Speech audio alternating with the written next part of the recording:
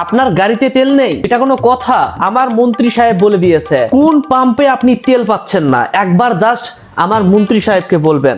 কোন পাম্পে গিয়ে পর্যাপ্ত তেল পাচ্ছে না, মালিক সমিতির নেতারা এখানে আছেন, বিচ্ছিন্ন ভাবে না, আপনাদের সমিতির নেতারা এখানে আছেন, আমাকে জ্ঞাত করেন, তেল দেওয়ার দায়িত্ব আমার।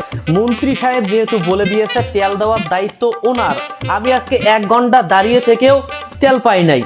এই দুঃখের কথা কি বলবো আপনাদের।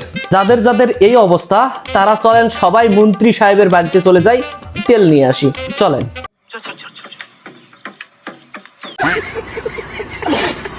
প্রথম কথা, জ্বালানির কোনো সংকট বর্তমানে বাংলাদেশে জ্বালানির কোনো সংকট নাই, কিন্তু দুর্ভাগ্যবশত আমি পাই নাই।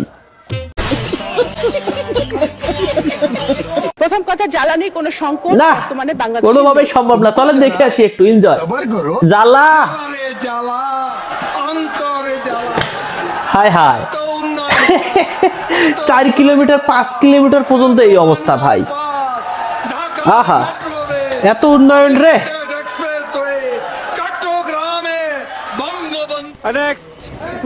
দেখেন কি অবস্থা, টাঙ্কি খুলে নিয়ে গেছে ভাই। গাড়ি তো বন্ধ হয়ে গেছে, আমি তো ঠেলাই নিয়ে গেছিলাম, এটা তো টাঙ্কি খুলে নিয়ে গেছে। বাস নিয়ে যাচ্ছে, হোয়াট দ্য হ্যাক। ও ভাই, বিয়ে করতে যাচ্ছিলাম ভাই, গাড়ির তেল শেষ, এখন পাম্পে তেলও দিচ্ছে না। আমার বিয়ে এখন কেমন হবে? আমার বউ যদি অন্য জায়গায় চলে যায়। অসাধারণ একটা গান। আগে তো খুঁজিনি, আজ হোয়াট দ্য সং, ইয়া। তো আজ শেষ, ব্যবসা জমতে লাইনে তেল ছাড়া না এই মন বাঁচে, তেল ছাড়া বলকে আর আছে, আই চলে আয়। ওয়াও ওয়াও, বিয়ে করবে কেমনে? তো নাচানাচি করতেছে।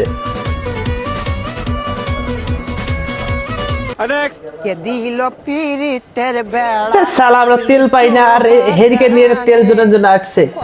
ওরে বাপুরে,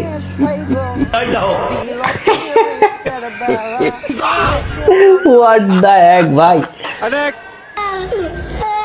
এই অবস্থা আমাকেও করা লাগবে, কারণ তেল নাই।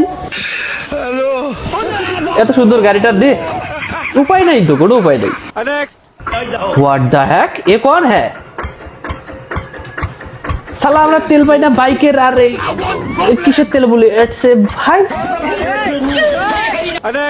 তিনটা দিন ধরে অকটেন খুঁজতে খুঁজতে শেষ, খুঁজতে খুঁজতে শেষ।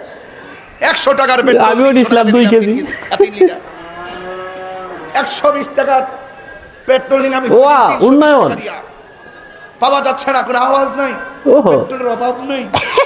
কম করে ধুয়ে দিছে ভাই একবারে। তাহেরি ভাই, তাহেরি হুজুর। আজকের এই ভিডিও এই পর্যন্তই। ভালো লাগলে লাইক এন্ড সাবস্ক্রাইব অবশ্যই করবেন।